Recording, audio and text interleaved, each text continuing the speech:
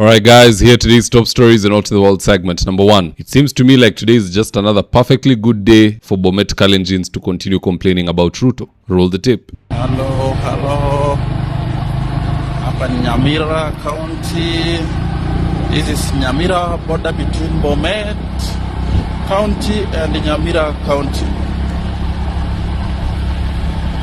The reason why I take this video, I want to show you Kenyans how tribalism kills this country. Imagine, hapa ni border ya Nyamira na Bomet. Lami ndoyo, Nyamira bado. Bomet, border ndoyo, naingia Bomet. Hapa ni Bomet County. You know, 1 Timothy verse 5 to 8 says, "But if anyone does not provide for his own, and especially for those of his household, he has denied the faith and is worse than an unbeliever." So Mr. President, charity begins at home. And how you are treating watu wa nyumbani is making us very, very afraid and skirmish in regards to what you do to all of us if by bad luck you get a second term. Kama hivyo ndo Bomet wanakaa na ni watu wa nyumbani. Hey! Hapana ni kubaya. Number 2, the UDA youth winger Moses Wetangula has been defending Ruto even more than Rachel Ruto of late. And I couldn't quite understand the reason behind that until I stumbled upon this video of Dr. Eleanor exposing how Wetangula is eating very nicely from our public resources, which they just recently privatized. Roll the tape. A polite reminder to all Kenyans that the oil in Turkana was valued at over $300 billion. A firm allied to the Speaker of National Assembly privatized it for 840 million Kenyan shillings. Your favorite Kenyan politicians bought shares from Talo, now Gulf Energy. And guess what? They are preparing to extract our natural wealth. I thought I should remind you.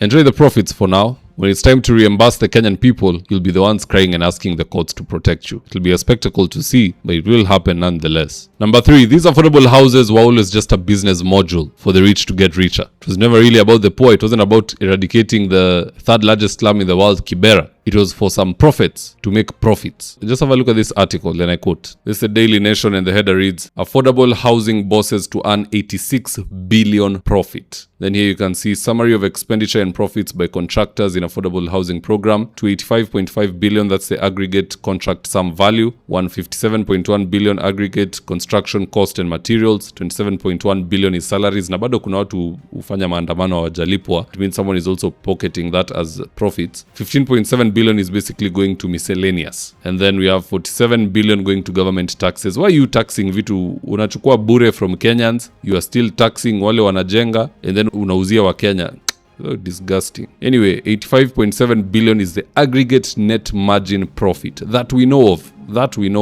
You must also remember, hiyo mawe ya 6x9 inatoka kwa kware zao na inauzwa kwa bei mbaya. Probably 32 shillings. All the metalworks, chuma ya D8, D10, D12, D16, inatoka kwa area zao. They are the suppliers. Or they are colluding with the suppliers to inflate figures. Wote wakule pamoja. Procurement ya simiti, it is all just fictitious. It's a long con. The rate at which hizo tippers inakuwa hired. I'm telling you, yule atanunua hiyo nyumba is a greater fool than whoever will go and vote for 2 term. Yani kama kuna watu wawili, mmoja ende apigie Ruto 2 term na mwingine ende anunue affordable housing. Huyu amenunua affordable housing ni mjinga mara 10 kuliko huyu amepiga 2 term. Stay away from those houses. Na mkikuja kulia tutakuwa hapa kuwakumbusha. We always say these things and people think it's a joke. Do not buy anything from this government. Ikuwe ni shamba, ikuwe ni nyumba, ikuwe ni gari za auction, do not do any business with this group. Wait for another government. Na hata hiyo amskamish. Just do business with your fellow private citizens. Wachana na serikali, no matter the country, no matter the weather. Wewe wachana na serikali, panga mambo yako kivyako. I don't even need to drone on and on about that. I know the 2-3 people who are about to engage with affordable housing have heard what they needed to hear. Now, having said that, guys, that's just my opinion. Do drop me your comments in the comment section below and I'll do best to read them and to give you a response. With that, here today's ads of the day. If you're in need of electrical wiring, solar installation, or electrical fittings such as strip lights, snake lights, downlighters, or chandeliers, contact Engineer Wycliffe at 0707 476 602 and he'll get your house dapped up.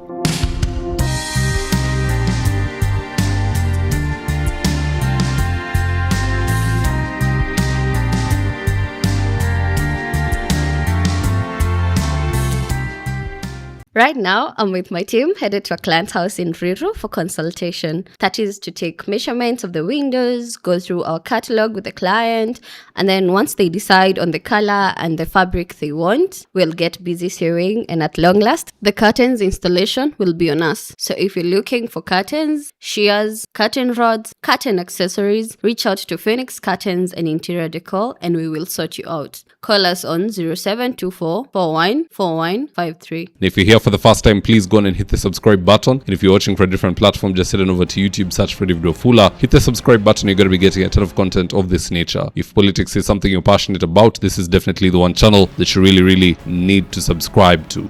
Alright guys, adios.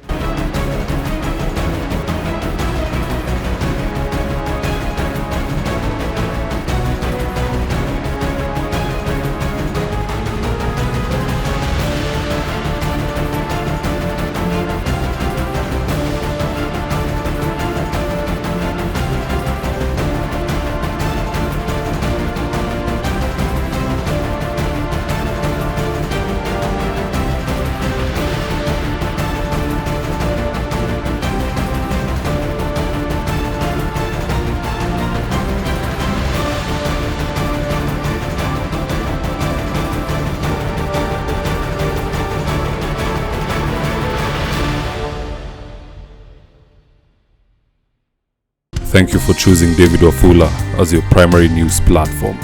We put countless hours in research, recording, and editing. By showing up each and every day to watch our videos, you encourage us to generate more videos for the viewers. We are on a mission to inform, educate, and build a better tomorrow. To our thousands of followers in a world full of presidents, kings, and queens, you are the real gem. Adios.